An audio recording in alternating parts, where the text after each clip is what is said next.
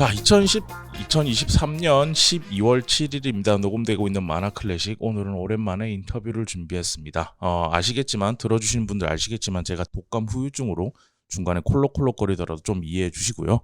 2023년 오늘의 우리 만화가 지난 11월에 선정이 되었죠. 5작품 모두 축하드리고 모두 훌륭한 작품이 선정되었다고 저는 생각하는데요. 그중에서 오늘 한 작품을 만드신 자매의 책장의 류승희 작가님 모시고 함께 이야기를 나눠보겠습니다. 안녕하세요, 작가님.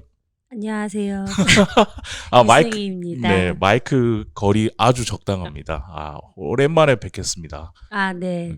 아까 잠깐 인터뷰 전에 담소를 나눴지만 2019년 5월 3일 금요일에 네. 13시 제가 원래 일정을 다 기록해 놓기 때문에 4년 전이죠. 4년 반 전이구나. 4년 6개월 전에 이제 커피와 사람들, 지금은 사라졌어요. 그런가요? 네, 커피와 사람들도 이제 사라졌는데 거기서 이제 제가 아까 얘기를 하다 보니 기억이 났어요. 아마 제가 뭐 독립만화 이런 것들을 막 공부하다 보니 이제 작가님 책인 나라의 숲에는 이란 책을 발견하고 주변에서 좋다는 얘기를 들어서 사고 싶은데 그 책이 없어서 제가 무슨 팩이었는지 모르겠어요. 어디서 연락처과 메일을 구해가지고 작가님한테 네, 메일 보내주셨어요. 네. 그 책 필요하다, 보고 싶다라고 얘기를 했더니 작가님이 그때는 이제 서울에 살고 계셨으니까 그땐 경기도 고양시에 살고 있었죠. 네, 그래서 알겠다, 나와라 이러서 이제 책을 주셨던 기억이 있습니다. 그때 그래서 그 책 어렵게 구해서 되게 재밌게 본 기억이 있네요. 감사합니다. 이제는 좀 아주 옛날 책이 돼가지고 네, 뭐 그 책 근데 다시 나올 법도 하지 않나요? 나오면 좋겠지만 제 맘처럼 되는 게 아니니까. 네, 알겠습니다. 자, 이번에 보리 출판사에서 출간하신 자매의 책장이라는 작품이 2023년 오늘의 우리 만화로 이제 선정이 됐습니다. 우선 축하드립니다, 작가님. 감사합니다. 네. 2013년에도 아까 우리가 앞에 얘기를 나눴던 나라의 숲에는이 이제 오늘의 우리 만화로 선정된 후에 딱 10년 만이더라고요. 네, 그래서 저한테는 조금 남다르게 느껴지더라고요. 그래서 그 소감을 좀 들어보고 싶어요. 어떠신지. 그 후보 올랐을 때 네네. 후보 오른 것만 해도 대단하다고 막 생각하긴 했었거든요. 근데 그때 제가 마침 제가 선정됐다는 전화를 네. 제가 아이들 데리고 이제 학원 데려다 주려고 막 걸어가고 있는데 네. 저희 편집자님이 전화해가지고 선정됐다는 거예요. 네. 그래서 막 정신없이 막 애들 학원 데려다 주고 이제 혼자 막 걸어 올라오는데 좀 울컥하긴 하더라고요. 뭐, 네. 안 그래도 올해가 10년 되는 해여서 사실 생각이 좀 많이 했거든요. 이렇게 네. 만화가로서 계속 살아갈 수 있는지에 대한 미래 같은 게 좀 고민되는 부분이 많이 있어서 그런 생각을 좀 많이 하는 한 해였는데 또 올해 일이 별로 없어가지고 뭐 약간 반강제적 안식년을 가지고 있었는데 네. 근데 이제 연말에 딱 그걸 상을 받았다는 얘기 들으니까 이건 뭔가 나한테는 되게 의미가 남다르고 그동안 제가 한 10년 동안 출판 만화만 했거든요. 꾸준히 하셨잖아요. 네, 꾸준히. 그것만 했는데 이제 그런 거를 높게 사주신 것 같다라는 생각이 들어서 되게 감사했죠. 이번 작품 너무 좋았어요. 감사합니다. 사실 낼 땐 저는 조금 걱정이 많이 되긴 했었는데 어떤 걱정이? 그게 이렇게 장편 뭐랄까 그 전에 이제 그녀들의 방은 약간 옴니버스 단편이잖아요. 네. 근데 이제 뭐 어린이 만화도 제가 했지만 또 어른들이 나와서 이렇게 쭉 한 권이 이어지는 내용으로 하는 장편은 또 처음이었거든요. 그래가지고 주로 단편 작업을 많이 했었고 나라의 숲에도 보시면 알겠지만 환야가 바뀌면서 사흘간의 이야기잖아요. 근데 이번에는 이제 하나의 이야기로 쭉 가야 되니까 안 해봤던 거라 그런지 조금 내가 잘하고 있는 건가? 약간 이런 생각이 좀 들어가지고. 근데 매 작품 할 때마다 좀 할 때는 반신반의하죠. 할 땐 좋아서 하는데 책 나올 때쯤 되면 이거 왠지 별로 안 좋을 것 같다라는 생각도 좀 들고 그때는 걱정이 많이 되죠. 그릴 때는 좋아서 그러지. 그동안 내셨던 책들도 다 좋았지만 자매의 책장은 되게 특히 좋았던 게 저 같은 경우에는 잊고 살고 있는 뭔가를 좀 되찾아주는 리마인드 시켜주는 그런 지점들이 있는 것 같고 그리고 이 책에 관련해서 평론을 이재민 평론가님도 서평을 써주시고 얼마 전에 만화가 협회랑 같이 해서 한상점 교수님도 그것도 읽어봤어요. 글을 써주셨는데 다 비슷한 느낌이 그건 것 같아요. 잊고 있었던 것 너무 주변에 있어서 소중한지 모르고 있거나 어떤 그런 것들에 대한 거를 다시 찾게 되는 그런 감성을 좀 느끼게 되는 것 같아서 작품을 보고 나서 되게 감사하다라는 생각이 들었어요. 왜냐면 저도 최근에 이제 웹툰 만들고 만화 만들고 하는데 이제 내신 책과는 전혀 다른 감성의 작품들을 할 수밖에 없잖아요, 시대가. 그러다 보니까 보면서 이게 놓치고 있는 게 있나라는 생각이 좀 들었는데 이렇게 책까지 저한테는 직접 그림까지 그려서 이렇게 보내주셔가지고 진짜 감사히 잘 읽었는데 어쨌든 10년이란 시간 동안 꾸준히 이제 만화 작업을 해오셨어요. 그리고 항상 본인이 만화가라는 거를 항상 얘기를 하시면서 그러니까 되게 수줍어하시는 분들 많은데 당당하게 나는 만화가다. 나는 만화를 10년 동안 하고 있다. 그 2019년에 만날 때도 제가 그게 좀 느껴졌었어요. 나는 만화를 하는 사람이다라는 걸. 그리고 10년 동안 작업을 해오셨고 수상은 좀 얼떨떨하고 좀 뭉클하기도 하다고 그러셨는데 10년이란 시간 동안 유승희 작가가 생각하는 내가 계속 만화를 할 거라면 뭐 이랬을 거라는 생각 모습과 내가 상상했던 모습과 지금의 모습에 대한 소회도 좋고 아니면 10년 동안 쭉 만화가로 살아오신 거에 대한 감회도 좋고 어떤 이 세월에 대한 작가님에 대한 생각을 좀 들어보고 싶어요. 그게 제가 2013년에 첫 책을 내고 10년이지만 사실 그 사이에 제가 아이도 둘이나 낳고 육아도 해서 사실 저한테는 그 사이에 한 약간 이렇게 공백이 있는 것 같아요. 13년 책 내고 그 두 번째 책이 19년에 나왔으니까 그 사이에 6년이 있는 거잖아요. 근데 그 중에 한 반은 육아를 했고 반은 이제 어린이 만화 연재를 한 3년 정도 했으니까 그래서 그게 뭐랄까요. 그러니까 육아하면서 좀 많이 제가 생각한 것 같아요. 그러니까 육아를 하면서 만화를 아예 못 그리게 됐을 때 내가 진짜 하고 싶은 건 만화였다는 게 그때 저한테 강하게 왔던 것 같아요. 쉬면서 정말 만화 그리고 싶고 작업하고 싶고 그래가지고 그래서 그때 이제 아이들 재워놓고 밤에 작업하고 그렇게 해서 이제 완성된 게 그녀들의 방이어서 항상 그 만화 생각하면 혼자 밤에 새벽에 책상에서 작업하던 기억이 항상 나거든요. 모든 책이 다 약간 저한테는 개인적인 그거와 얽힌 기억이 있는데 그 책은 유독 제가 이제 육아하다가 이제 약간 복귀한 작품처럼 이제 발표한 거여서 애착이 있는데 그래서 그게 저한테는 만화가라는 그런 저 스스로 그런 생각을 좀 강하게 해줬던 것 같아요. 내가 살면서 정말 하고 싶은 게 뭐였는지 그 전엔 사실 만화를 그려도 반신반의하기도 하고 이걸 어떻게 계속 할 수 있을까 이런 생각 많이 했는데 육아하면서 쉬었던 게 그게 오히려 제가 명확하게 나는 만화를 그리고 싶었구나 앞으로도 쭉 그리고 싶다는 생각을 많이 강하게 해주는 것 같아요. 근데 이게 좀 외람된 질문일 수 있는데 저는 육아를 해본 적은 없지만 육아를 하는 저희 누나나 주변 사람들을 보면 새벽에 만화를 그릴 수 있는 체력이 안 남거든요. 어떻게 하신 거예요 도대체? 저도 돌이켜보면은 그렇게 못할 것 같아요. 근데 그때는 좀 너무 절박했던 것 같아요. 그 산후 우울증 많이 걸리잖아요. 아기 낳고. 그리고 저 같은 경우는 낮에 엄마가 일주일에 몇 번씩 와서 아기를 봐주시긴 했어요. 근데 그 산후 우울증에 안 걸린 제 가장 큰 이유는 제가 만화를 그려서 가능했던 것 같아요. 그러니까 그 육아 스트레스 같은 거를 만화를 그려면 많이 풀어지니까 그러니까 힘이 들어도 그래도 책상에 앉아서 하고 싶을 만큼 절박했던 것 같은데 그런 절박함은 사실 20대나 만화 초창기 때는 좀 못 느꼈던 것 같아요. 뒤돌아보면 그때도 당연히 만화를 계속 하고 싶었지만 그럼요. 근데 육아라는 그 시기도 지나고 보니까 그때는 정말 저도 잘 모르겠어요. 어떻게 했는지 지금은 그렇게 작업을 못해요. 몸이 좀 망가진 것 같기도 하고 근데 솔직히 힘들죠. 그 나이가 있으면. 그렇기도 하고 그렇게 한 2, 3년 정도 했거든요. 그러고 나니까 약간 번아웃이 오긴 하더라고요. 어쨌든 만화가 하나의 어떻게 보면 돌파구이자 내가 진짜 하고 싶은 게 이거라는 걸 그때 거기에 매달리는 시간이 있었죠. 제가 많이 뭔가 힘들고 지칠 때. 그래서 그런지 요즘도 어쨌든 꾸준히 짧게라도 만화를 계속 만들어서 투비 컨티뉴드 이런 데도 올리시고 인스타에도 올리고 하죠. 잘 보고 있습니다. 감사합니다. 보고 있는데 어쨌든 지금도 짧게라도 계속 이렇게 만화를 계속 만들고 계시더라고요. 그래서 보면서 저도 어쨌든 작가 출신이니까 저 동력이 어디서 나올까 진짜 전상 만화가구나라는 생각을 좀 했습니다. 이제 우리 이번에 2023년 오늘의 우리 만화 선정된 자매 책장 얘기를 좀 해봐야 되는데 이 질문이 이번 인터뷰를 통해서 가장 어려운 질문일 것 같아요. 모든 작가님들이 이 질문을 하면 가장 어려워하더라고요. 작가님에게 듣는 자매 책장 책 소개를 들어보고 싶습니다.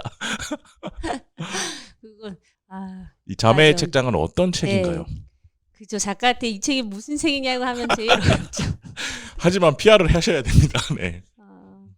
자매가 어떤 책을 매개로 어떤 일상을 공유하는 이야기라고 그냥 짧게 얘기하면은 그렇게 말할 수 있을 것 같아요. 네. 그리고 가족에 대한 이야기죠. 처음 시작도 가족에서 시작했던 거고 모티브도 가족이란 뭘까라는 질문에서 이 만화가 시작된 거고 그러다가 이제 자매의 이야기를 해보면 좋겠다는 생각이 들어서 이제 두 자매가 나오는 이야기를 구상하게 됐고 그 어떤 서로가 갖고 있는 상처들을 책을 매개로 이렇게 뭐랄까요? 위로받는다고 할 수도 있고 담담히 그냥 받아들인다고 할 수 있을까요? 그 상처를. 예, 그런 어떤 일상의 모습을 보여주고 싶어요. 제일 중요하게 생각했던 거는 두 자매의 일상을 보여주고 싶다라는 생각이 좀 컸어요. 그 네. 작품 나라의 숲에는 애도 그렇고 그녀들의 방도 그렇고 보면은 다 항상 자매가 아, 그쵸. 나라의 숲에는 친구 4명이 나오죠. 네, 네. 항상 이렇게 자매와 같은 분위기 네. 그런 느낌 나오는데 여자들이 주로 많이 나오죠. 점점 줄고 있어요. 아, 이게 아무래도 한 권 안에서 하기에 인물이 많아지면 집중도가 떨어지니까 이게 아시겠지만 마치 한 권에 담을 수 있는 내용이 그렇게 많지는 않거든요. 책에 비해서는. 그래서 좀 집중할 필요가 있지 않을까 싶어서 이번에는 딱 두 인물로만 만들었어요. 네. 이 자매 책장 같은 경우는 이제 작품 전체 기획 컨셉이 4계절로 전 돼 있다고 봤어요. 봄, 네. 여름, 가을, 겨울. 그리고 그 컨셉마다 색감을 너무 이쁘게 바꾸셔가지고 깜짝깜짝 놀라면서 아 진짜 겨울이구나. 진짜 가을이구나. 가을은 또 그러니까 봄과 여름, 겨울은 그 어떤 메인 컬러가 되는 게 하나가 있어서 이렇게 이끌고 가는데 네. 가을은 또 알록달록하게 색깔을 여러 개 쓰시고 이런 네. 거 디테일하게 잡으셨더라고요. 그래 보면서 와 진짜 이쁘다 이러면서 보고 또 중간중간에 회상 장면은 흑백으로 처리를 네. 하시고 이렇게 했는데 어쨌든 자매의 책장이라는 작품을 4계절이란 컨셉으로 이야기를 끌고 가신 이유랄까? 그런 의도나 이런 것들도 좀 궁금해요. 전체 컨셉에. 그게 아무래도 이제 일상을 다루다 보면 이야기가 좀 밋밋하다고 느껴질 수도 있으니까 그래서 이제 계절별로 색을 다르게 쓰자라는 게 처음에 제가 기획할 때 생각이었거든요. 근데 사실 책을 네네. 다르게 쓰는 게 반신반의했었어요. 좀 이상할 수도 있겠다 싶기도 하고. 위험한 도전이기도 하죠. 네, 그 주변 분의 반응도 뭐 꼭 괜찮은 것도 같고 뭐 아닌 것도 같고 뭐 한 컬러로 갈까라는 얘기도 있었고 사실 처음에 한 컬러만 쓰자라는 생각도 했었는데 이게 아무래도 1년 4계절로 제가 신업을 짰으니까 그 1년의 어떤 변화를 보여주려면 색이 바뀌는 게 훨씬 좋겠다라고 이제 나중에 편집부랑도 얘기를 해서 4계절을 계절별로 색을 다르게 쓰는데 이제 어떤 색을 메인 컬러로 할지도 좀 생각을 고민을 했죠. 색들이 너무 이뻤어요. 네, 그 봄의 색, 여름색 이것도 뭘 할까 좀 고민하다가 4개를 골랐죠. 네. 근데 이 4계절을 컨셉으로 잡으신 이유는 뭘까요?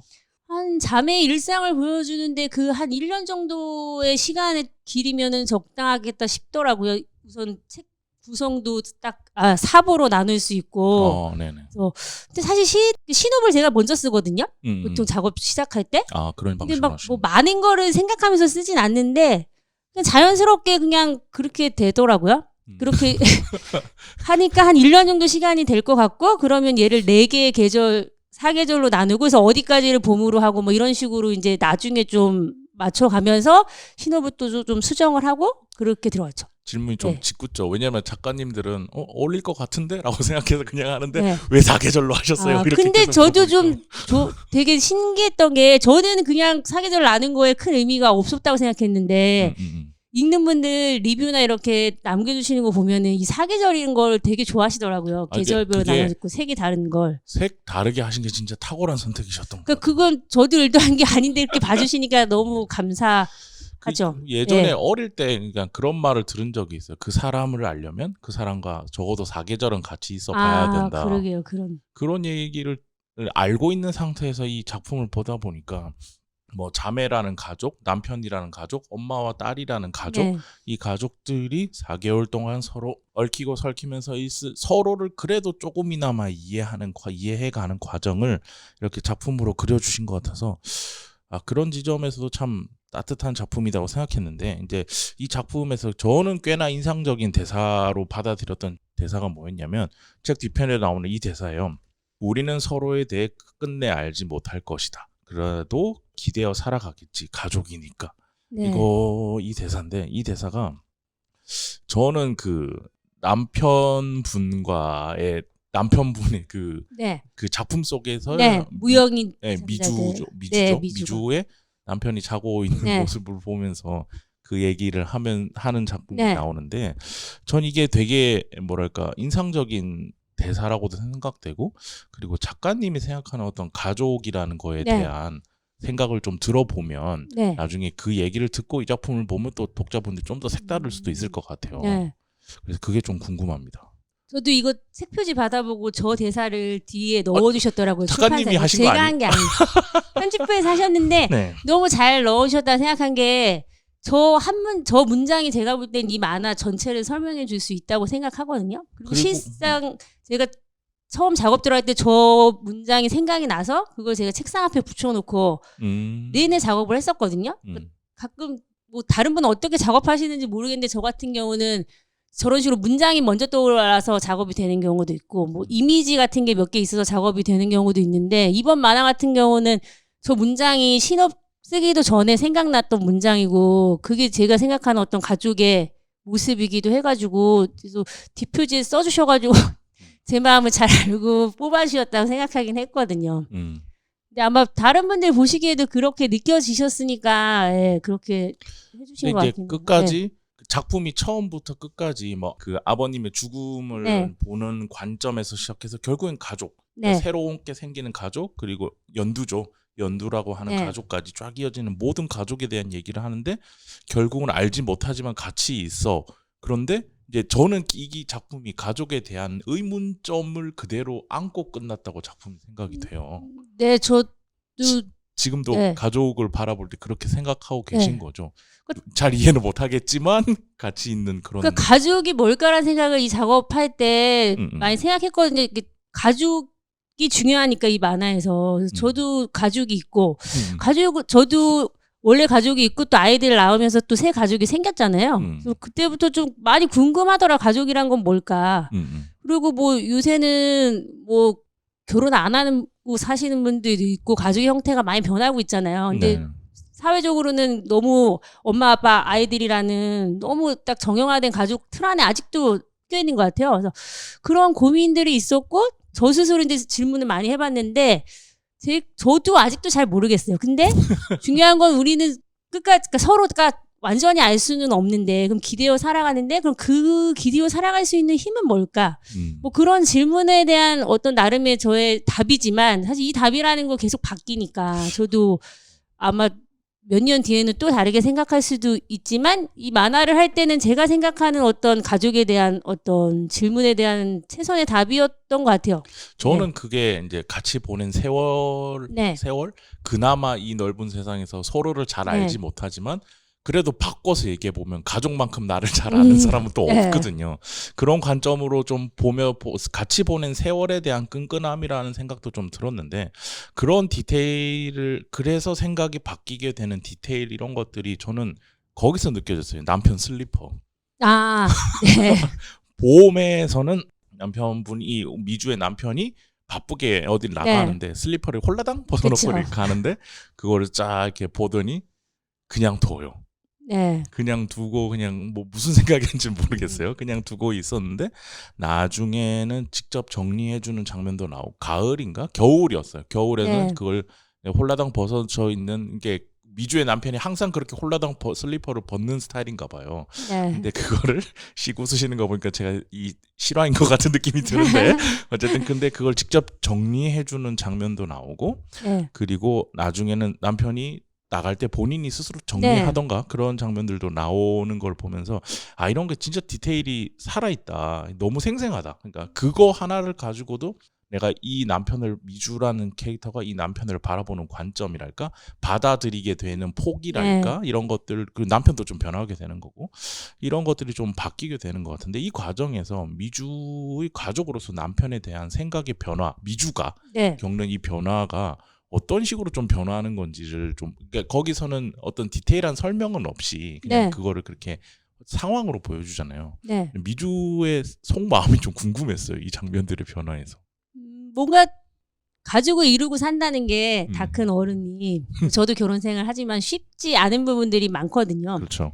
근데 그런 거에서 갈등도 있고 뭐 좋은 점도 있는데 아무튼 결국 거기 이제 미주랑 무영에서 이 그 기대어 살아간다는 대사가 나오는 것도 그렇고 가족이 되어가는 어떤 그런 모습을 좀 보여주고 싶었어요. 근데 그게 가족이 된다는 게 오늘부터 가족이 이런 게 아니잖아요. 조금씩 변하는 건데 서로가 조금씩 변한다는 거죠. 그러니까 어떤 부분은 이해가 될 수 있고 여전히 이해가 안 되는 부분이 있지만 그럼에도 이제 둘이 서로 기대어 살아가겠다는 의지가 저는 가족한테 중요한 게 아닌가. 그러니까 어느 한쪽이 끌고 가는 게 아니라 우리가 같이 살아갈 수 있게 하는 힘이요. 그게 가족을 가족에게 하는 게 아닐까라는 생각이 들어서 미주도 이제 육아 스트레스도 있고 여러 가지가 있지만 그런 면에서 조금씩 서로가 서로를 이해해가는 과정을 좀 보여주고 싶었죠. 미주 남편이 좀 답답하더라고요. 이 작품에서. 약간 그런 캐릭터로 일부러 그린 것도 있죠. 그러니까 답답한데 또 착하달까 저렇게 사람이 착해 보이는 지점도 있고. 네, 원래 생각할 때는 미주와 우영이 어떻게 만났는지에 대한 에피소드도 있었었는데 이제 한 권에 넣기가 힘드니까 이제 빠지게 되고 그랬는데 무영은 좀 착한 사람이죠. 미주는 어쩌다 낚인 거예요? 원래 둘의 처음 시작에 대한 에피소드가 있었는데 그게 아시겠지만 한 권 안에 이제 담으려다 보니까 전체 신호부에서 한 2-3개는 빠졌는데 엄마에게도 원래 다른 게 있었고 했는데 이제 전체적인 통일성에서 좀 해치는 것도 있고, 이제 1년 안에 작업해야 되는 양의 문제도 있고, 출판사에서는 또 페이지가 또 너무 두꺼워지면 또 안 되기 때문에 책 한 권이, 그래서 뭐 그런 식으로 하다가 이제 조율이 되면서 좀 빠졌죠. 네. 궁금해요. 대학에서 이제 둘이 만나가지고 동아리에서 만나서 사귀게 되고 이제 결혼하게 된 건데, 뭐 둘이 이제 처음으로 이제 뭐랄까요? 이성으로서 호기심을 느끼게 되는 에피소드를 하나 제가 그렸었는데 그리셨어요? 그리진 않고 이제 신호를 썼는데 그리진 않았죠. 궁금한데? 어머님 이야기도 되게 궁금하고. 엄마의 하루도 이제 따로 에피소드를 하나 만들었었는데 엄마가 혼자 집에서 지내는 하루요. 그것도 필요한 내용이다. 네, 근데 잠에 이제 집중하려다 보니까 좀 빠졌죠. 네, 그리고도 하나는 싫지 않은 것도 있어요. 뒤에 원래 에필로그가 있거든요. 제가 다 그린 거에는 몇 년 뒤에 얘기가 뒤에 나오는데 그리셨어요 그거는? 그건 그렸죠. 보여주세요. 근데 이제 편집부랑 얘기하면서 그게 그 우주가 책장에서 끝나는 게 훨씬 완결성이 좋을 것 같다는 의견이 있어가지고 아니 안 그래도 질문에 그 책장을 마지막에 이사를 하게 되면서 그러니까 간단히 얘기하면 이제 같이 가족으로 살 때 아버님이 술 마시고 이어온 책장이잖아. 어디선가 들고 온 책장인데 두 자매가 본인들 책을 이렇게 놓고 하면서 살다가 한 명이 분가해서 살게 됐지만 거기 책은 그대로 두고 서로 이제 어떻게 하나의 책장을 공유하면서 썼던 거죠. 그러다가 이제 더 멀리 이사를 가게 되면서 그쵸, 책을 정리하면서 미주의 책을 정리하면서 끝나잖아요. 저는 그 다음이 진짜 궁금했거든요. 미주의 책장이 어떻게 변했을까? 왜냐하면 우주의 책장은 정리돼서 이제 어떻게 정리되는 과정과 꾸며놓은 것이 한 페이지로 풀페이지로 딱 나와요. 근데 미주의 책장이 나와야 될 것 같은데? 라는 생각이 들었었는데 그걸 그리셨군요. 책장은 안 나오고 마지막 에필로그는 아버지 산소에서 이제 잠시 대화하는 내용으로 이제 끝나거든요. 그러니까 아버지 산소에 찾아가서 다 같이 무영이랑 이제 연두까지 다 같이 가서 거기서 뭐 어떤 대화를 하고 이제 떠나는 거에서 끝나는 장면이었는데 뭐 그런 내용이어서 그랬는지 아무래도 결국 책 만들 때는 좀 빠졌죠. 처음에 시작되는 지점과 수미상관이 되는 저는 그런 식으로 좀 맞춰보고 싶었었어요. 근데 이 작품에서 어쨌든 미주와 우주에게 처음부터 끝까지 저는 계속 나오는 존재가 이제 아버지라는 어쨌든 하나하나를 보면서 아버지에 대한 과거에 대한 기억 이런 것들도 있고 느낌도 있고 아버지를 잘 이해하지 못하겠어. 너무 어려운 존재야. 난 잘 알 수 없는 미지의 존재야. 이런 식으로 이해를 하고 그리고 끝끝내 아버님은 이해 대상이 아니고 그냥 빈칸으로 남겨두는 식으로 이야기가 끝나더라고요. 근데 어머니란 존재는 이제 중간에 어느 정도 에피소드 중에 이제 답이 나와요.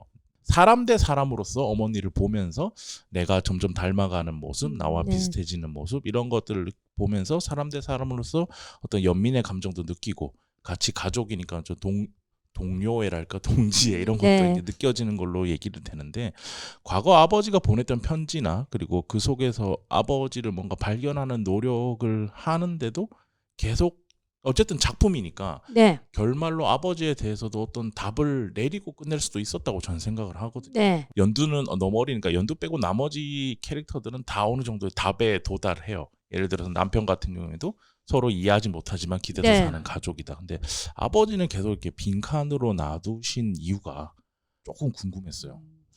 그러니까 그건 아마 제 아내 아버지가 여전히 빈칸이어서인 것 같아요. 이게 이 만화 시작 자체가 둘러서 여쭤봤는데 네. 작품에서는 몇 번 인터뷰에서 얘기했지만 이 만화를 기획한 것 자체가 아버지가 돌아가시고 2014년에 돌아가셨는데 아버지 만화를 원래 그리려고 했었어요. 아버지가 주인공인 만화를.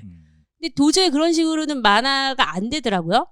제가 알고 있는 것도 없는 것 같고 아직까지 뭐랄까 풀어내기에는 저한테는 좀 숙제 같은데 그러다가 이제 자매 얘기라면 할 수 있겠다 싶은 거예요. 그래서 자매 얘기를 떠올리니까 그때부터는 좀 이야기가 수월하게 머릿속에 그려지더라고요.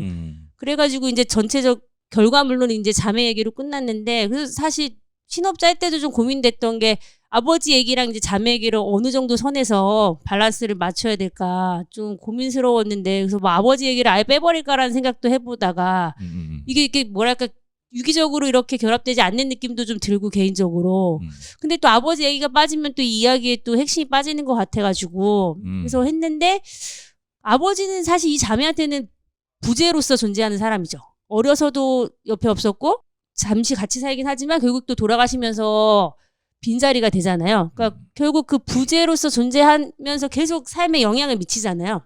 근데 이제 나중에 마지막에 미주가 빈칸을 빈칸으로 남겨놓겠다고 얘기한 게 그냥 자기 안에 뭐랄까 해결되지 않는 감정이나 상처를 그냥 그대로 받아들일 만큼 미주도 성장했다라는 의미이기도 하고 그러니까 그거를 마주볼 수 있겠다 이제는 중간에 약간 여러 번 과거 회상 장면이 나오잖아요. 네네네. 사실 그 상처들이 뭔가 해결되는 건 아닌데 그래도 이제는 그걸 어떤 자기의 어떤 그런 뭐랄까요 억한 감정이 아니라 담담히 바라볼 수 있게 변했다 우주랑 미주랑 그런 정도에서 해결이 되죠 작품에서. 근데 그게 제가 생각하는 저의 개인적인 체험에서도 그런 것 같아요. 아직까진 잘 모르겠지만 예. 아버지와 관련된 어떤 만화 속의 에피소드 같은 경우는 뭐 제 개인적인 체험이 많이 들어가긴 했기 때문에 예. 그래서 그 정도 선에서 끝날 수밖에 없었던 거는 저의 개인적인 어떤 마음인 것도 같아요. 네. 알겠습니다. 가족에 관한 이제 오늘 준비한 것 중에 마지막 질문인데, 일단 저도 이제 누나가 둘 있어요. 네. 저는 세상에서 가장 이해가 안 되는 관계가 자매들이더라고요. 그러니까 분명 1시간 전에 둘이 싸우고 있었거든요. 방에 문을 잠궈놓고 아무도 들어오지 마 이러고 둘이서 막 싸우고 있다가 울어요. 그리고 막 갑자기 한 10분 조용하더니 둘이 갑자기 나가 손잡고 나는 어릴 때부터 뭐지? 저 사람들은 뭐 하는 거지? 라는 생각도 들고 그랬었는데 어쨌든 여전히 지금도 이해가 안 되는 게 저는 아버님이 이해 안 된다고 했지만 저는 지금도 이해가 안 되는 게 저희 누나들의 관계인데 궁금한 게 뭐냐면 실제로 작가님도 자매가 있으시고 작품성의 미주와 우주도 이제 서로 가족이자 자매이자 동시대를 살아가는 여성, 친구 뭐든 좋습니다. 서로를 이제 가족으로서 의지하고 살고 있는 건데 이 질문 조금 짓궂을 수 있어요. 왜냐하면 이 작품은 그냥 자매로서 서로 이렇게 살아가는 두 자매를 보여주면서 그 느낌 사람들이 순수하게 느끼면 좋다고도 생각하는데 이게 저는 궁금했어요. 미주와 우주는 그럼 서로를 어떻게 바라보고 있을까? 그냥 자매니까 뭐 같이 살았으니까 뭐 이렇게보다는 둘이는 서로를 어떻게 보고 있을까? 그것도 좀 궁금했어요. 그게 이해할 수 없다는 게 뭐 아내와 남편도 이해할 수 없는 거지만 사실 두 자매도 이해할 수 없고 공유하지 않는 부분이 있죠. 그걸 자매들이 이해할 수 없어요. 만화에 제가 여러 번 넣긴 했는데 우선 우주가 엄마를 다 전적으로 책임지고 있잖아요. 미주는 그거에 대해서 자기 어떻게 보면 자기가 해야 할 일이 있는데 못하고 있는 거죠. 우주도 실상 회사 생활하면서 여러 가지 스트레스가 있지만 그걸 미주한테 다 말하는 건 아니고 미주도 어떤 스트레스가 있지만 그걸 우주한테는 다 말하지 않으니까 둘이 이렇게 친하게 지내긴 하지만 그래도 각자가 가지고 있는 각자만의 어떤 상처 같은 게 있잖아요.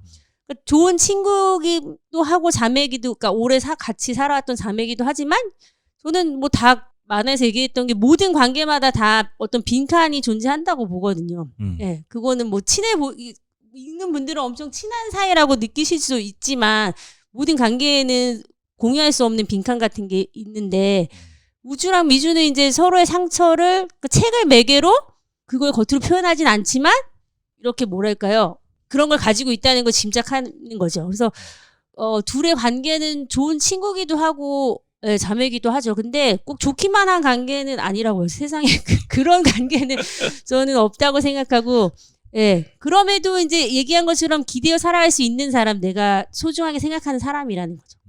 실제로는 자매분들과 사이가 어떠셨나요? 저는 세 자매인데 어려서는 정말 많이 싸웠죠. 예. 요즘은 어떻게?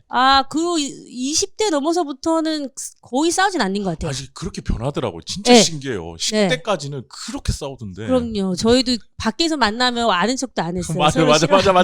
서로 나는 중간에서 왜 저래? 저래? 막 이러면서 이랬는데 20대 넘어가고 대학교 지날 때쯤 이제 스스로 자기가 이제 어느 정도 돈을 벌기 시작하고 네, 맞아요. 그렇게 되니까. 그때부터는 나이 차이가 중요하지 않고 이게 같은 또 동성이어서 그런지 그냥 친구 대하듯이 대하게 되더라고. 20대가 넘어가면. 어머니랑 3명이서 거의 그냥 친구예요. 그렇게 변하더라고요. 네, 그거는 저도 신기한데 그래서 지금 저 같은 경우는 제일 자주 연락하는 사람이 자매들이죠. 아, 신기하다. 원래 그게 안 되는 게 또 아빠와 아들의 관계.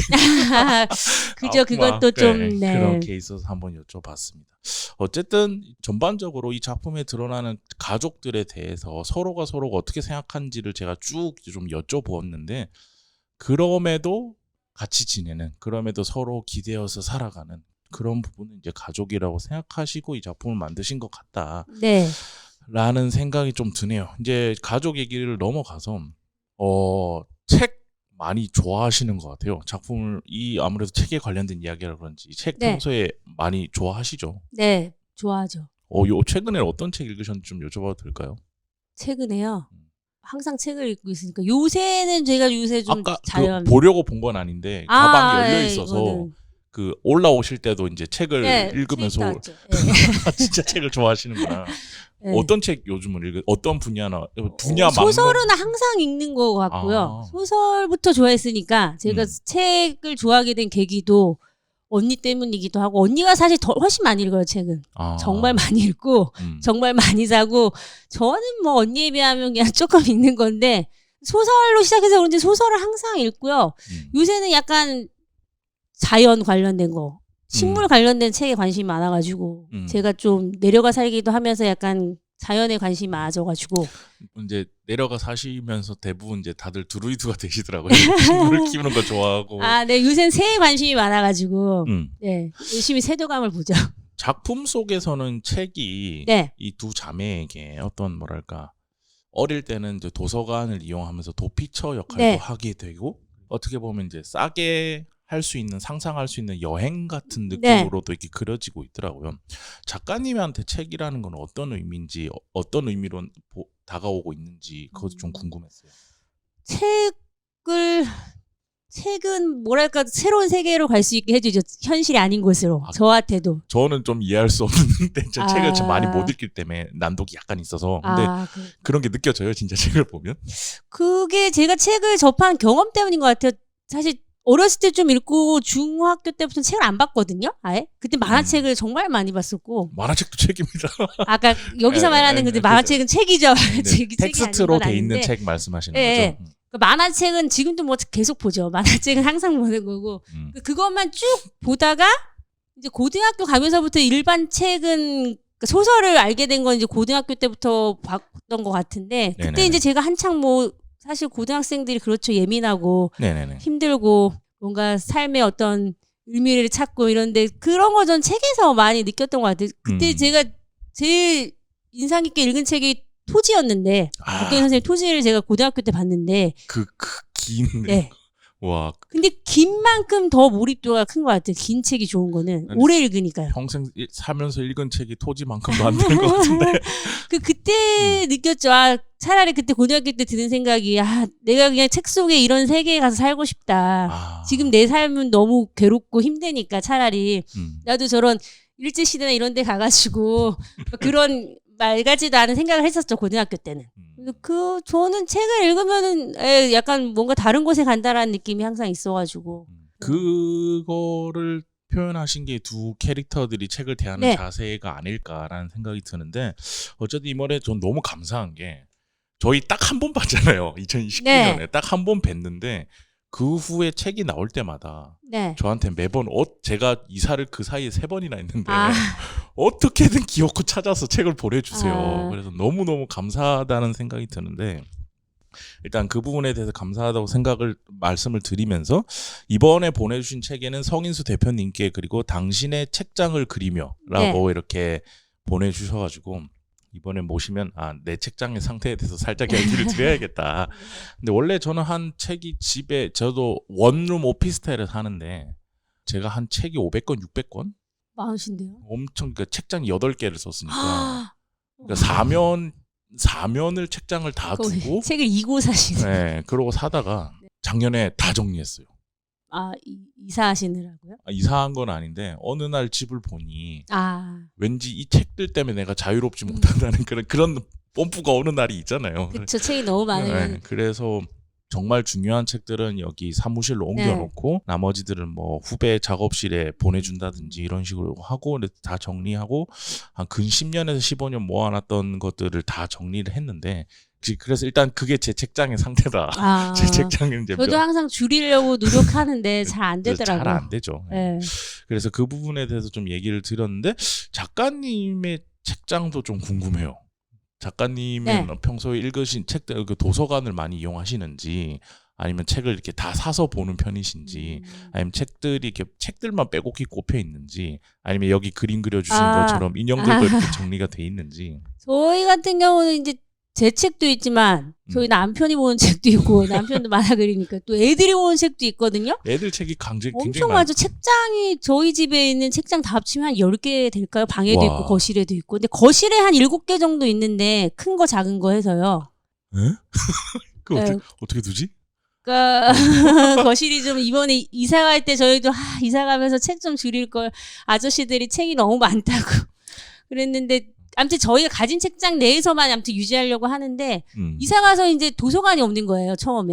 그래서 좀 많이 사게 되더라고요. 이게 도서관이 없다고 책을 보지 않는 게 아니라 그럼 다 사서 보게 되고. 진짜 책을 좋아하시는구나. 도서관이 최근에 개관해서 요새 조금 덜 사는데 책이 그래도 저희 1000권 안 되지 않을까 싶은데 또 만화책만 한 책장 정도 되고요. 그 외에 이제 뭐 다른 책들도 있고 또 작업하시면 아시겠지만 자료로 보는 책도 많아가지고 예, 뭐 그런 책들이랑 저희 원고가 또 책장에 꽂혀 있거든요. 저는 수작업하니까 원고도 만만치가 않거든요. 가지고 있는 원고도. 그래서 좀 책장을 많이 가지고 있긴 하죠. 책장 아닌데도 막 책이 꽂혀 있어요. 아이들이 항상 책장에 꼽는 건 아니니까. 네, 그리고 저희 책도 막 화장대 남는 공간이 있으면 선반만 있으면 다 책이 꽂혀 있고 부엌 쪽에 선반에도 막 꽂아놓고 애들도 좀 책을 많이 사더라고요. 사달라고 그래가지고. 그렇고 항상 되게 책장 10개면 야 많다. 방마다 뭐 하나씩 있고 거실에 제일 많긴 한데 애들 방에 하나 뭐 안방에도 거실게 이제 자리가 없어서 안방에도 밀려 들어가고 막 그래가지고 모르겠어요. 근데 그것도 저희는 많기도 하고 그래도 정말 많은 사람에 비하면 없다고는 하는데 많은 편이에요. 제가 봤을 때. 그쵸. 요즘은 이제 대부분 이북으로 많이 사서 보고 근데 그러니까. 저는 이북은 잘 못 보겠더라고요. 또 혹시나. 보는 느낌이 다르니까 완전 다르니까. 근데 이거 아까 이제 질문을 살짝 드리려다가 이제 책장 얘기가 나왔으니까 아마 생각은 안 해보셨을 것 같은데 좀 상상해서 말씀해 주시면 이사가는 미주의 책장은 이제 어떻게 꾸며질까. 그 책장이 작가님의 책장 지금 책장과 비슷할 수도 있고. 우선 만화 뒤편에 보시면 미주가 책상을 깨끗하게 정리하는 장면이 나오잖아요. 그러니까 이제 아이들 막 물건까지 막 가득했다가 그게 저는 미주의 마음이라 생각하는데 아마 이사를 가면 미주는 자기만의 책장을 갖지 않을까 싶어요. 아이들 책이 가득 꽂혀 있는 책장 말고요. 따로? 네, 아주 작더라도 아마 자기만의 책장과 자기만의 책상을 가진 공간을 꼭 만들지 않을까. 네. 알겠습니다. 그래서 가족에 대한 얘기도 좀 해보고 책에 대한 얘기도 좀 해보고 그리고 이 책을 꼽는 책장 이 두 자매의 책장에 대한 얘기도 좀 해봤는데 어쨌든 저는 이 작품을 보면서 무슨 생각을 했냐면 일단 아까 앞에 얘기했듯이 이런 작품 진짜 귀하다. 이번에 오늘의 우리 만화 선정된 이유도 그런 지점이 있는 것 같아요. 그러니까 어쨌든 만화라는 걸로 우리가 표현할 수 있는 게 참 다양하게 있는데 요즘 만화들도 다 만화라는 건 존재의 이유는 다 있다고 생각해요. 근데 그 존재 이후의 무게 중심이 네. 요즘은 좀 한쪽으로 많이 쏠려 있다 보니까 우리가 만화로 표현할 수 있는 건데 잊어버리고 있거나 잃어버리고 있거나 그런 것들이 참 많은데 작가님 작품을 보면서 되게 저는 이 얘기를 꼭 드리고 싶었어요. 그러니까 살아간다는 게 뭔지가 좀 궁금해졌다. 라는 생각이 들었어요. 그러니까 저 같은 사람은 하루 종일 일만 하는 사람이니까 저한테는 없는 네. 일상이거든요. 작가님한테 너무나도 자연스러운 일상이지만 가족과 카톡을 한다고? 가족이랑 1년에 한두 번 말고 또 만난단 말이야? 그런 생각도 들고 그리고 집에 가면 저 1인 가족들이 많으니까 아무도 없는 집에서 그냥 혼자 즐기는 그게 뭐 우울하다 이런 건 아닙니다. 혼자 즐기는 혼자 유튜브 보고 이런 즐기는 삶을 사는 입장에서 집에 가면 사람이 있단 말이야. 그리고 거기서 분명 짜증나기도 하고 즐거움도 있고 이럴 건데 이런 모습을 요즘에 많은 분들이 잃어버리고 있는 거 아닐까? 그리고 만화로 표현할 수 있는데도 표현되지 않은 지점들이 있는 거 아닐까라는 생각이 들어서 이 방송을 들어주신 분들한테 정말 강력 추천하는 그런 책이고 이런 작품 내주셔서 정말 감사하다. 우리한테 잃어버리고 있는 것들을 매번 이렇게 한 번씩 이렇게 단연간 작업하셔서 쏙쏙 내주시면서 이렇게 보여주시고 있어서 진짜 감사하다라는 생각이 들었습니다. 읽어주시는 분이 저한테는 너무 감사하죠. 지금 이 표정을 보여드려야 되는데 그 작가 입장에서는 자기 작품에 대해서 이제 읽고 이런저런 얘기를 해주면 되게 좋잖아요. 근데 어쨌든 그 표정을 한번 보여드리고 싶었는데 그것도 있고 또 하나 말씀드린 To Be Continued 거기에다가 평소에 사소한 기록의 To Be 로그라고 해서 짧게 이거 작품들 좀 올리고 계시더라고요. 네, 인스타도 올리고 투비도 같이 올리죠. 그것도 한번 소개해 주시면 좋을 것 같아요. 그거는 이제 그냥 말 그대로 그냥 일상만한데 그것도 처음 시작한 이제 한 4년 정도? 한 4, 5년 정도 하고 있는데 그것도 이제 아기 낳고 뭔가 이렇게 답답하고 이제 작업이 이렇게 되지 않았을 때 그러니까 지원 사업도 안 받고 이제 말 그대로 작가로서 어떤 작업을 해야 될지 모를 때 이제 그냥 아이들이랑 있었던 일이라도 기록해보자 해가지고 그때 한창 인스타가 많이 할 때고 주변에서도 인스타 해보라고 많이 권해줬었거든요. 거기에라도 만화를 올려보라고.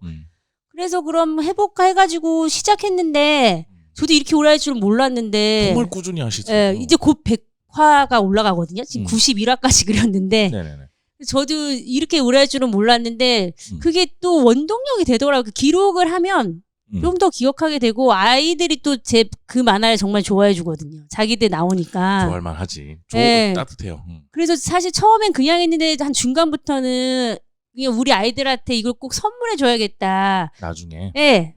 뭐 만화가 엄마가 해줄 수 있는 뭐 가장 좋은 선물이지 않을까라는 생각이 있어. 왜냐면 그 아이들은 기억을 못 하잖아요. 한 5, 6살 때 기억은 잘 안 나니까. 그래서 이거를 그려가지고 꼭 아이들한테 선물해 줘야겠다라는 생각이 드니까 이제 그때는 어떤 동력이 더 되니까.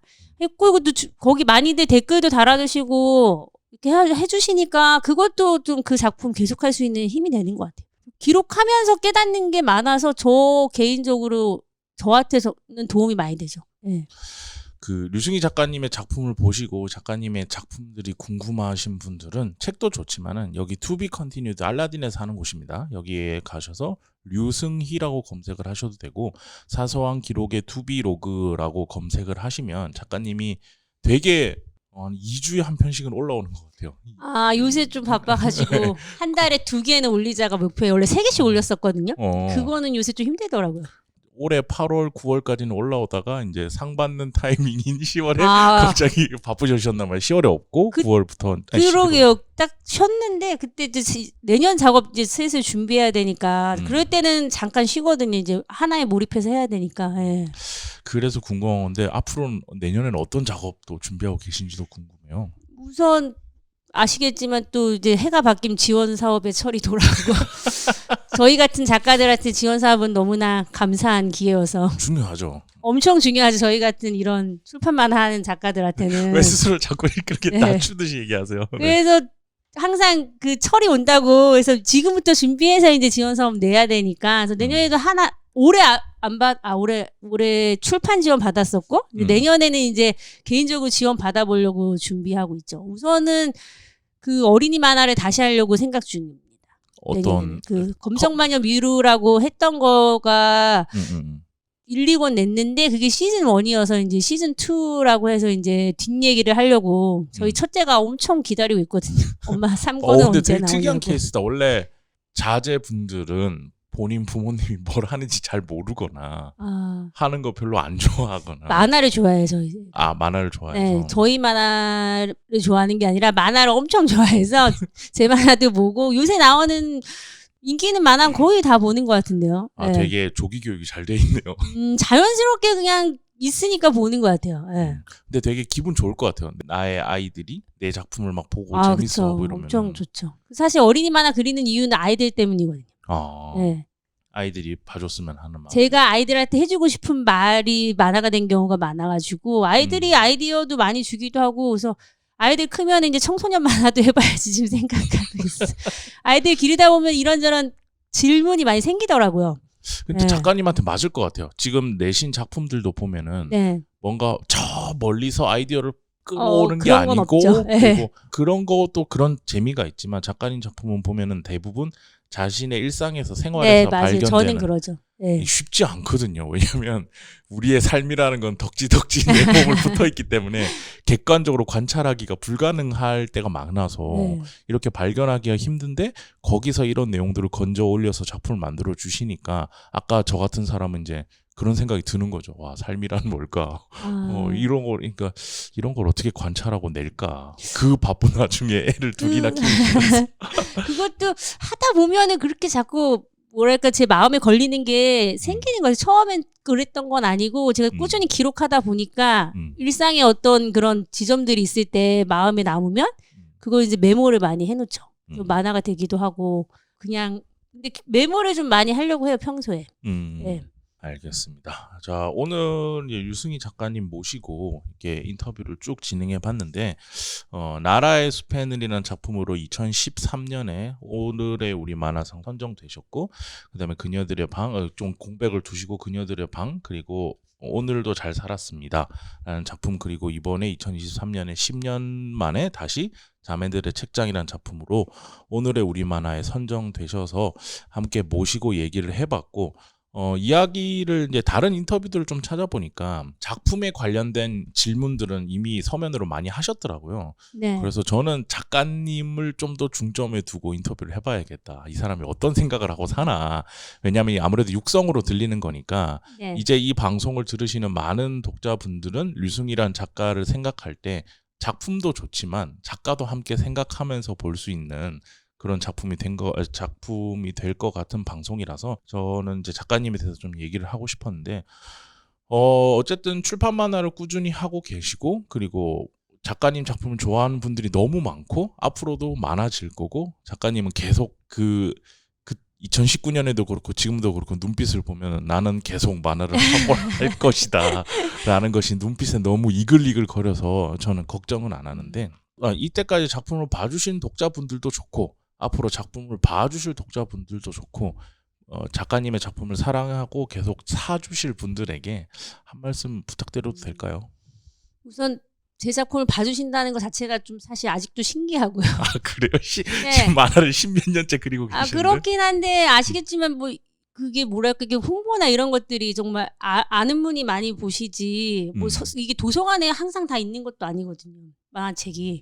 그러니까 사실 어떻게 보면 진입장벽이 어떻게 보면 쉽지 않은데 그걸 또 찾아서 어떻게 그걸 찾아서 또 다 보셨는지 너무 신기하고 가끔 제 책 봤다고 해주시면 너무 신기하거든요. 뭐 이쪽 출판 쪽에 있는 분도 아닌데 어떻게 내 책을 사서 보셨을까? 아니면 뭐 빌려서 보셨을까?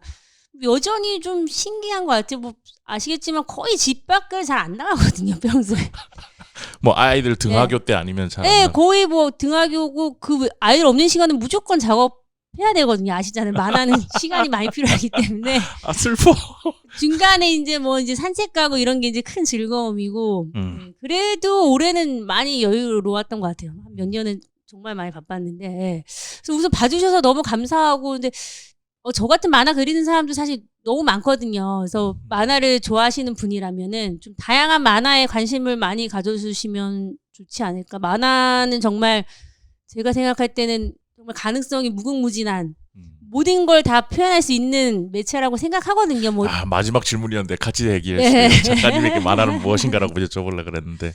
뭐 다른 뭐 영화도 있고 뭐 문학도 있고 있지만 만화도 저는 뭐랄까요 되게 다양한 스펙트럼이 있는데 이제 아까 얘기하신 것처럼 받아들여지는 거나 많은 분들이 접하는 거는 좀 작지 않나라는 생각이 들거든요. 저도 여전히 만화책을 보지만 뭐 유럽 작품이든 미국 작품이든 뭐 다른 나라 작품들도 많이 보면 이렇게까지 표현할 수 있구나 저도 놀랄 때가 많거든요. 만화는 정말 할 수 있는 게 무궁무진하구나 해서 그럴 때 의욕도 샘솟고 또 좋은 만화 보면 좌절도 했다가 네. 똑같군요 다. 네 좌절도 했다가 이렇게도 할 수 있구나 싶어서 또 좌절을 처음에 하고 그 다음에 이제 막 불타오르는 거죠. 나도 열심히 해봐야겠다. 그래서 저는 여전히 좋고 읽는 분들도 즐겁게 재밌게 읽어주시면 너무 감사할 것 같아요. 네, 알겠습니다. 그러니까 그런 것 같아요. 사람들이 기어코 발견해내는 작가. 너무 감사해요. 사람들이 기어코 발견해내서 기어코 읽고 우리가 잃어버리고 있는 것들, 놓치고 있는 것들을 그 안에서 읽어 내려갈 수 있는 그런 작품을 매력적인 작품을 만들어 주시는 것 같아서 앞으로도 흔치 않은 아주 귀한 작품들을 귀한 작업을 하고 계시니까 앞으로도 이런 작품 꾸준히 잘 내주시고 그리고 다음에 혹시나 기회 되면 전혀 딴 세상에서 아이디어를 하나 얻어오셔서 SF 가는 것도 하나 만들어주시고 그런 것도 네. SF 세계관에서도 이런 거 이야기를 그려내고 이래도 되게 재밌을 것 같고 네. 어쨌든 만화가로서 다양한 만화 앞으로도 꾸준히 잘 부탁드리겠습니다. 감사합니다. 네, 오늘 인터뷰는 여기까지 하도록 하겠습니다. 류승희 작가님이 지방에서 일찍 아침부터 올라오셔가지고 같이 인터뷰를 해주셨는데 감사하고 다음에 또 기회 되면 뵙기로 하고 오늘 우리 성수에서 맛있는 거 먹어요. 네. 네, 알겠습니다. 자, 오늘 인터뷰는 여기까지 하도록 하겠습니다. 감사합니다. 감사합니다.